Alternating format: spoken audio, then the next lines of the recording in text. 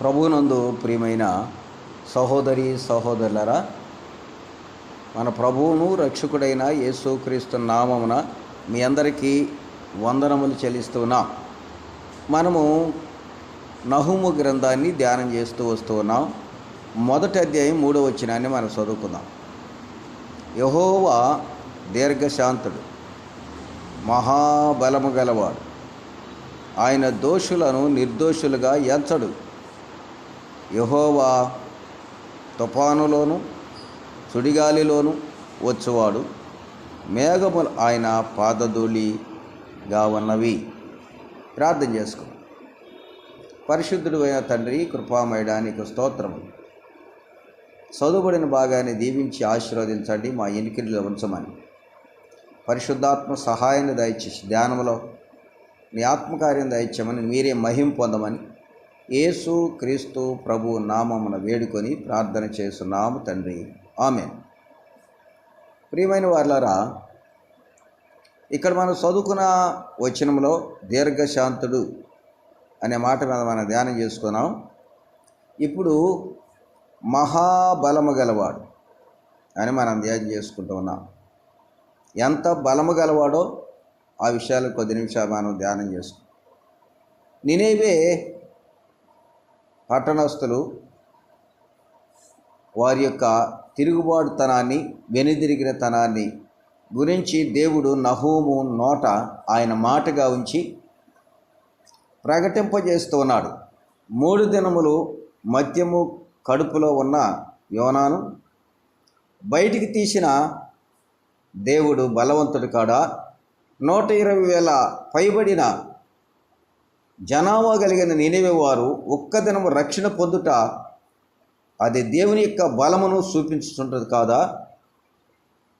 100 సంవత్సరాలు కాపాడి పోషించి ఆదరించి అంత గొప్ప దేవుడు, వారిని సంరక్షించని దేవుడు బలవంతుడు కాడా? తుఫాను కంటేను సుడిగాలి కంటేను అంతకంటే బలవంతుడు దేవుడు. ఆయన బలమును చూసి సముద్రము, నదులు, మేఘములు, భూమి, లోకములో ఉన్న ప్రజలందరూ వణుకుతున్నారు. ఎంత బలవంతుడు మన దేవుడు! సృష్టి యావత్తు సమస్తానికి మించిన బలము గల దేవుడు. సృష్టి సమస్తాన్ని సృష్టించి ఆయన ఆధిపత్యం ఉంచుకున్న ఆయన అద్వితీయుడైన బలవంతుడైన దేవుడు. మహోన్నత స్థలములలో నివసింపదగిన దేవుడు భూలోకమునకు రక్షకుడుగా వచ్చి మానవుని యొక్క పాప పరిహారార్థము నిమిత్తం మరణమును జయించి మరి తిరిగి లేచిన బలవంతుడైన దేవుడు. శతాబ్దాలు, యుగాలు, సంవత్సరాలు గడిచిపోతున్న కాలము నాగరికతగా మారుతున్న ఎంత గొప్ప విశేషమైన కార్యములు జరుగుతున్నవి, అది దేవుని యొక్క బలమును చూపించటలేదా? నేటికిని కాలం అప్డేట్ అవుతూ ఉన్న మనిషికి కావలసిన అవసరాలు, అవి యంత్రాలేమి, జీవన సంబంధ విషయాలేమి, మరింకెన్నో అద్భుతాలు సూచక్రియలు చేస్తూ ప్రజలను సంతోషపరుస్తున్న దేవుడు. ఎంత గొప్ప దేవుడు! ఆలోచన చేయండి, ఎంత బలవంతుడైన దేవుడు. అందుకే నినివే వారితో నహూము అంటూ ఉన్నాడు, 100 సంవత్సరాలు మిమ్మల్ని పోషించి సంరక్షించిన దేవుడు, మిమ్మల్ని అందరినీ సత్యదేవుని వైపు తిప్పిన దేవుడు బలవంతుడు. ఇప్పుడైనా వెనుదిరిగి వస్తే ఆయన దయగలవాడు, దీర్ఘశాంతుడు, బలము గల దేవుడు. మిమ్మల్ని క్షమించి ఆయన బిడ్డలుగా చేసుకోవటానికి ఆయన ఆలోచించి నా ద్వారా ప్రకటన చేస్తున్నాడు, ఇప్పుడైనా తిరిగి రండి అని. కానీ వెనుదిరిగిన వారు మీ పేరు లేకుండా చేస్తానన్నాడు. రెండవసారి బాధ మీ మీదకు రాకుండా ఉండినట్లుగా నా ద్వారా బ్రతిమలాడుతూ ఉన్నాడు, వెనుదిరిగి రండి అని. వారు వెనుదిరిగిన వారు కాదు, నాశనానికైనా నష్టపోవటానికైనా, భూలోకంలో వారి పేరు లేకుండా పోవటానికైనా ఇష్టపడ్డారు. కానీ వారి పాపమును మానుకొని, వారి తిరుగుబాటుతనాన్ని మానుకొని వెనుదిరిగిన వారు కాదు. చూడండి ప్రియులరా, నిర్గమకాండం 9వ అధ్యాయం 3వ వచనం.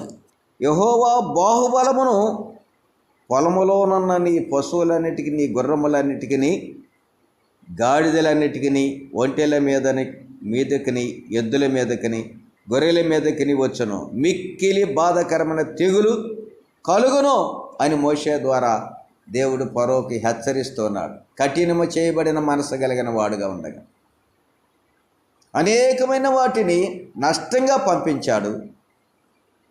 పేలును పంపించారు వాడు వెళ్ళల్లోకి, తేళ్లను పంపించాడు, తెగుళ్ళను పంపించాడు, కప్పలను పంపించాడు, ఎన్నో. ఇంకా చివరికి వారి యొక్క బిడ్డలు, ప్రథమ సంతానం మగపిల్లలందరినీ సంహరించాడు. కఠినము చేయబడిన ఫరోను ఆయన బలము చూపించి ఇశ్రాయేల్ ప్రజలను విడిపించిన దేవుడు బలవంతుడు కాదా?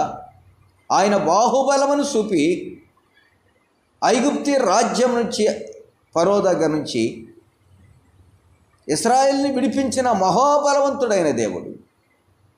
ఎంత బలవంతుడు ప్రియులారా! ఫరో అంటున్నాడు, మోషే నీవు నీ దేవుణ్ణి సేవించినప్పుడు నన్ను కూడా జ్ఞాపకం చేసుకున్నాడు.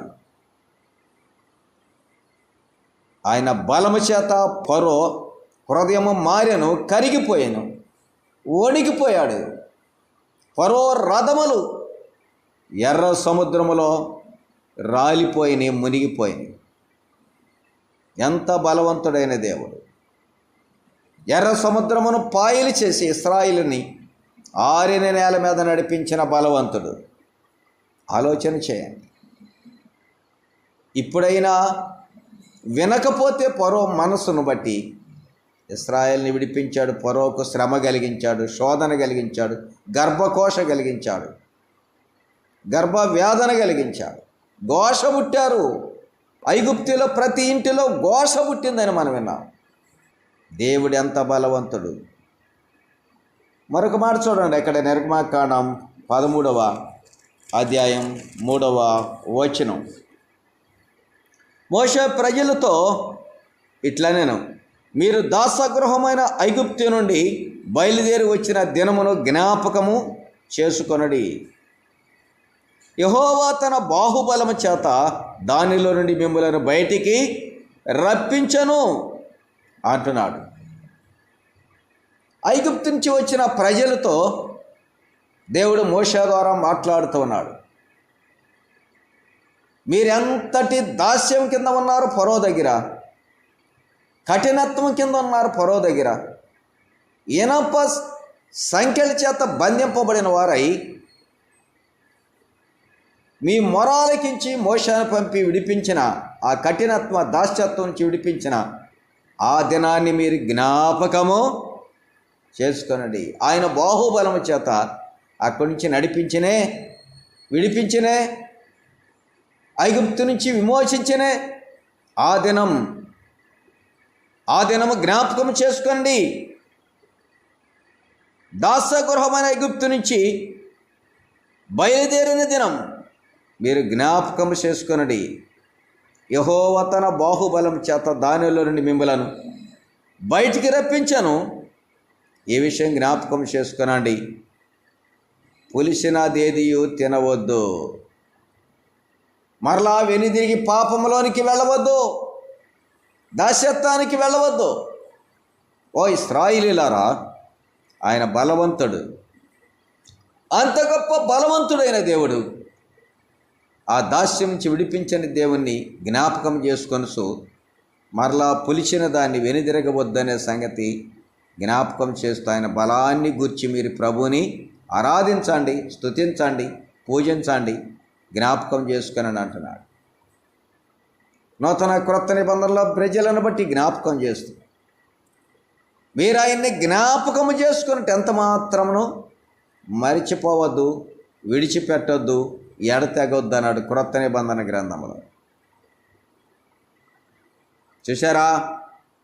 14వ వచనం, 13వ అధ్యాయం 14వ వచనం చూడండి. ఇక మీదట నీ కుమారుడు ఇది ఏమిటని నిన్ను అడుగుతున్నప్పుడు నీవు వానిని చూసి బాహుబలం చేత యెహోవా దాసగృహమైన ఐగుప్తు నుండి మనలను బయటికి రప్పించను అని చెప్పండి అంటున్నాడు. ఏం చెప్పమంటున్నాడు? ఇశ్రాయేలు సంతానానికి, కుమారులకి, కుమార్తెలు సంతానానికి దాసగృహం నుంచి విడిపించిన దేవుని బలాన్ని గురించి చెప్పమంటున్నారు. అపోస్తుల కార్యాల గ్రంథం 2వ అధ్యాయం 38, 39 వచనాల్లో మనం గమనిస్తే, మీకును మీ కుటుంబానికి వెలుపటి వారికి లోపటి వారికి సాక్షులుగా ఉండాలని తెలియపరచండి అని జ్ఞాపకం చేస్తున్నాడు. రక్షించబడిన ప్రజలు, దేవుని చేత విమోచించబడిన ఇశ్రాయేలీలు, వారి కుటుంబాలలో దేవుని యొక్క శక్తిని, బలాన్ని గురించి చెప్పాలి. ఆయన యొక్క ఆజ్ఞది.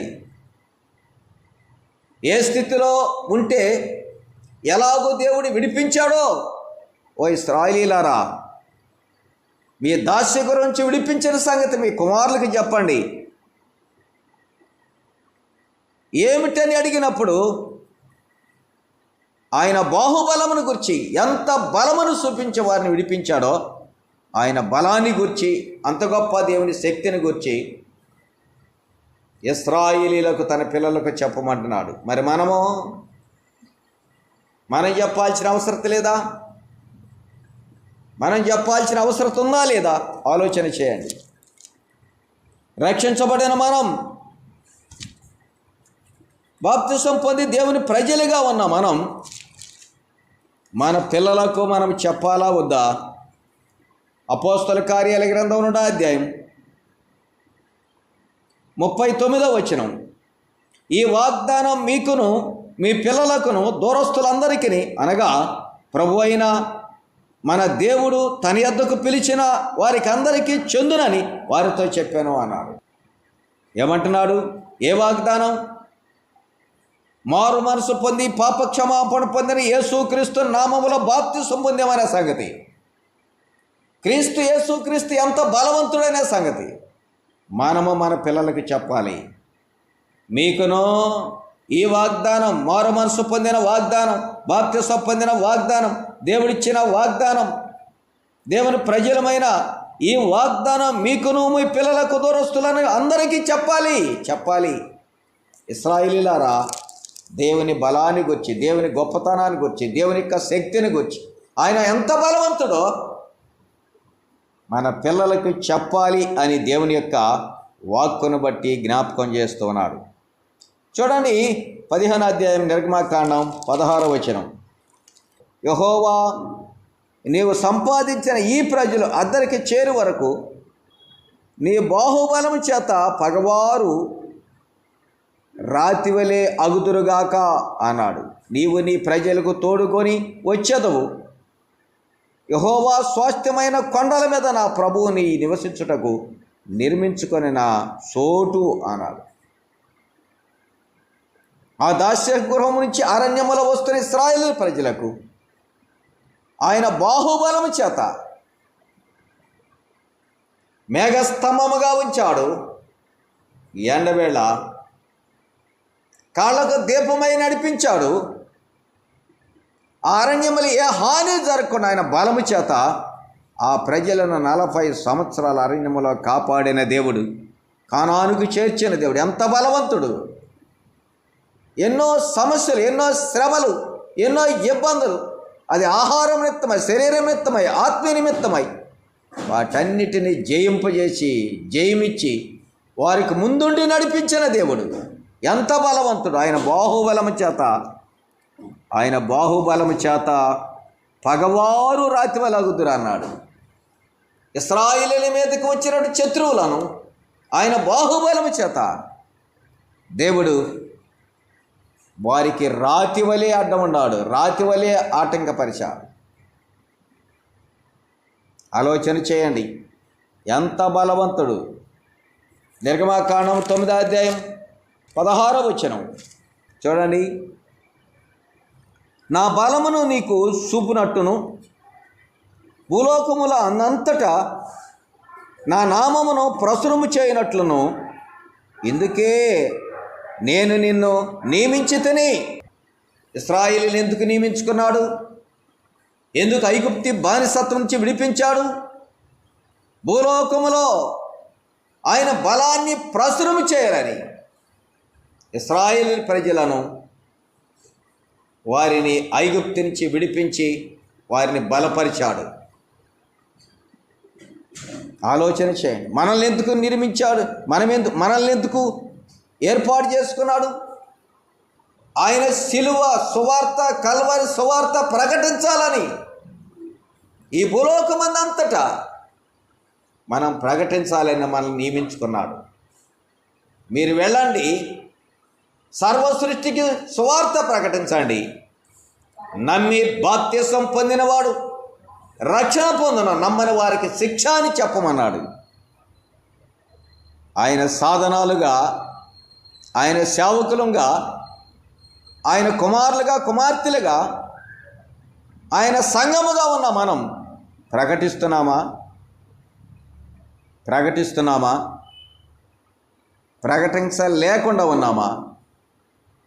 ప్రకటించాలిచ్చిన ఆజ్ఞ, ఆయన బలం ఎంత గొప్పదో, ఆయనంత శక్తి కలిగిన బలము కలిగినవాడో ఈ ప్రపంచానికి తెలియపరచాలని మనల్ని ముందుగా ఏర్పాటు చేసుకున్నాడు. ప్రియులారా, అందుకే ఆయన ముందుగా మనల్ని రక్షించుకున్నాడు. మీ గ్రామంలో మిమ్ములను, మా గ్రామంలో మమ్ములను, మా ఇంటిలో నన్ను, మీ ఇంటిలో నిన్ను, రక్షణ లేని వారికి రక్షించబడినట్లుగా సువార్త ప్రకటించాలి, ఆయన బలమును గురించి తెలియపరచాలని మనల్ని ముందుగా ఆయన నియమించుకున్నాడు. ఇందుకే నేను నిన్ను నియమించితిని అని అంటున్నాడు. ఇందుకే నిన్ను నియమించితిని. ఎంత సంతోషకరమైన! ఎందుకు నియమించాడు? సువార్త ప్రకటించుటకు, ఆయన బలమును గురించి ప్రకటించుటకు, ఆయన శక్తిని గురించి ప్రకటించుటకు. ఆయన ఎంత మహోన్నతుడో, ఎంత అద్వితీయుడో, ఎంత ఆయన అద్వితీయత్వాన్ని గురించి వివరించటానికి, ఆయన శిలువ త్యాగముని గురించి చెప్పటానికి, ప్రకటించటానికి మనల్ని ముందుగా ఇందుకే ఆయన మనల్ని నియమించుకున్నాడు. ఈ విషయం జ్ఞాపకం చేసుకోవాలి. చూడండి ప్రియులారా, 15వ అధ్యాయం 13వ వచనం, నీవు విమోచించిన ఈ ప్రజలు నీ కృపచేత తోడుకొని పోతిమి, నీ బలము చేత వారిని నీ పరిశుద్ధాలయమునకు నడిపించితివి, జనములు విని దిగులు పడును అన్నాడు. ఎందుకు మనల్ని నియమించుకుంది? ఆయన పరిశుద్ధాలయమునకు ఆయన నడిపిస్తున్నాడు. ఆయన పరిశుద్ధాలయమునకు వెళ్ళటానికి, ఆయన పరిశుద్ధాలయానికి వెళ్ళటానికి మన చేత కాదు, ఆయన బలము చేత మనల్ని నడిపిస్తున్నాడు. ప్రతిసారి ఆయన మందిరానికి, ఇశ్రాయేలు ప్రజలను ఆయన మందిరానికి, ఆయన ఆలయానికి నడిపిస్తున్నాడు. ఆయన బలము చేత నడిపిస్తున్నాడు. మనిషిగా ఆయన ఆరాధించటానికి చేత కాదు. మనిషి ఉద్దేశాన్ని బట్టి, మనిషి తలంపును బట్టి ఆయన ఆరాధిస్తే అది దేవుని చిత్తము కాదు, అది పరిశుద్ధమైన ఆరాధన కాదు. దేవుని బలము, దేవుని చిత్తము, దేవుని ఉద్దేశము, ఆయన ఇష్ట ప్రకారం మనల్ని మందిరానికి నడిపించి ఆయన ఆరాధించేటట్లు చేసినప్పుడు అప్పుడే అది పరిశుద్ధమైన పూజ, ఆరాధన, అది దేవుని చిత్తమైనదిగా ఉంటుంది. అందుకే మనం మందిరానికి మన ఇష్టపూర్వకంగా వెళ్ళలేము. దేవుని చిత్త ప్రకారం, దేవుని బలము చేత ఆయన ప్రతి దినము ఆయన మందిరానికి మనల్ని నడిపిస్తూ ఉన్నాడు. దేవునికి స్తోత్రము కలుగునుగాక. యెషయా గ్రంథం 9:6, ఏలయనగా మనకు శిశువు పుట్టెను, మనకు కుమారుడు అనుగ్రహించబడెను, ఆయన భుజముల మీద రాజ్యభారముండను, ఆశ్చర్యకరుడు, ఆలోచనకర్త, బలవంతుడైన దేవుడు. ఎవరు? యేసుక్రీస్తు ప్రభువారు. ఆయన ఎంత బలవంతుడైన దేవుడు! మన కొరకు లోకములోనికి శరీరధారిగా వచ్చిన బలవంతుడైన దేవుడు, పరిశుద్ధుడిగా వచ్చిన బలవంతుడైన దేవుడు, పవిత్రుడిగా జన్మించిన బలవంతుడైన దేవుడు, ఆయన జన్మలో పాపము లేకుండా ప్రత్యేకంగా జన్మించిన బలవంతుడైన దేవుడు. ఎవరున్నారు భూలోకంలో? పురుషుడు సహాయము లేకుండా పురుషుడు సహాయం లేక పుట్టిన వారు ఉన్నారు. ఆయన పరిశుద్ధాత్మతో ఆమె గర్భము ధరించెను అనే మాట మనం చూస్తున్నాం. ఎంత బలవంతుడు, ఎంత బలవంతుడైన ఆలోచన చేయండి. ఈ లోకంలో అందరూ పాపం చేసి ఉండగా పాపము లేని పురుషుడు సహాయం లేకుండా పరిశుద్ధాత్మతో గర్భము ధరించగా ఆయన మహాబలవంతుడిగా జన్మించాడు భూలోకంలో. ఆ జన్మలో బలవంతుడు. అందుకే ఆయనకి అంటున్నాడు అక్కడ యెషయా ప్రవక్త, యాలేనగా మనకు ఒక శిశువు పుట్టాను, మనకు ఒక కుమారుడు అనుగ్రహించబడను, ఆయనే బలవంతుడు. మన పాపము నుంచి విమోచించినంత బలవంతుడు. ఎవరన్నారు పాపము నుంచి విమోచించగలిగిన వారు? విశ్వసించగానే మన పాపము మన నుంచి తూర్పు నుండి పడమ వరకు ఎంత దూరమో అంత దూరం తీసేశాడు. నమ్మిన వెంటనే పాపిని ప్రభువా నా పాపములు క్షమించమని అనగానే వెంటనే యేసుక్రీస్తు ప్రభువారు ఆయన మన పాపముల నుంచి మనకు దూరం చేసి మనలను ఆయనతో కూడా పరిశుద్ధులుగా చేసి అంత బలవంతుడు. అందుకే ఆయన బలవంతుడిగా భూలోకములో జన్మించాడు.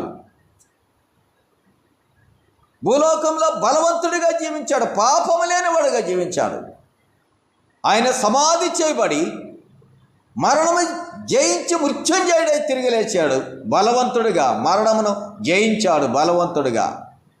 అందరూ కనిపించి చూస్తూ ఉండగానే ఆరోహణుడై పరలోకానికి వెళ్ళాడు బలవంతుడిగా. ఇంతకంటే బలవంతుడు ఎవరున్నారు?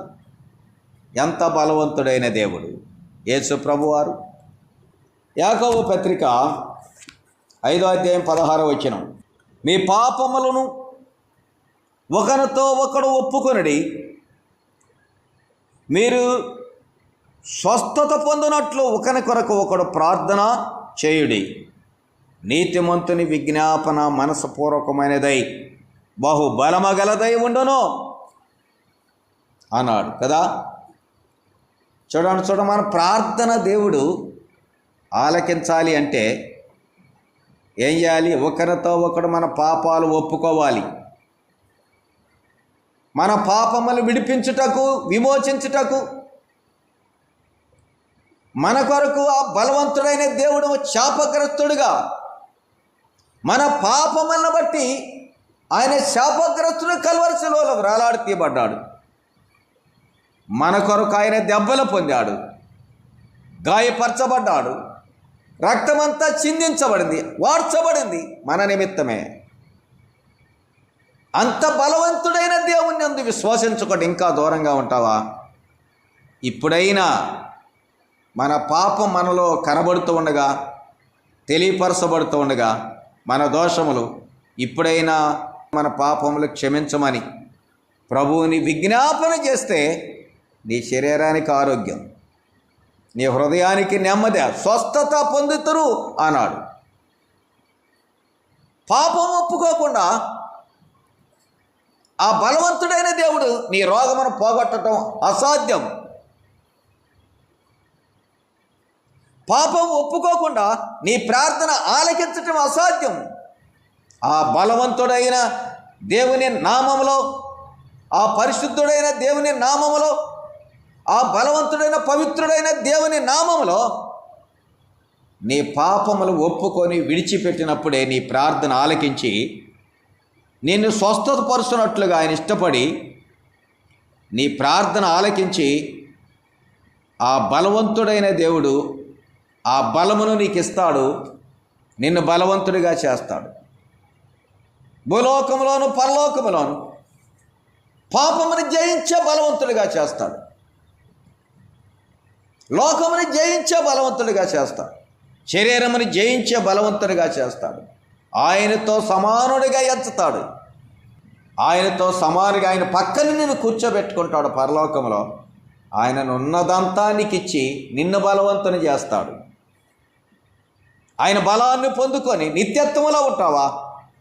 ఆయన బలాన్ని పొందుకొని భూలోకములో నీతిమంతుడిగా ఉంటావా? ఆయన బలవంతుడని కాడు అని విడిచిపెట్టి నీ పాపములను జీవించి నువ్వు పాతాళానికి వెళ్తావా? ఆలోచన చేయి.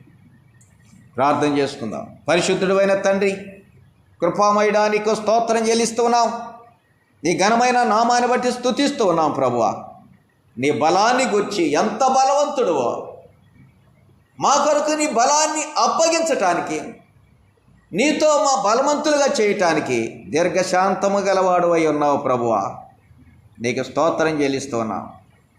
విన్న మమ్మల్ని అందరినీ బలవంతులుగా సిద్ధపరచమని, బలహీనులుగా పాప బలపడిపై శత్రుత్వములు ఉన్నవారిని విడిపించి నీ వైపు తిప్పి రక్షణ పొంది నీతో సమానులుగా ఉండుటకు సహాయం చేయమని యేసు ప్రభు నామమున వేడుకొని ప్రార్థన చేస్తున్నాము తండ్రి. ఆమేన్.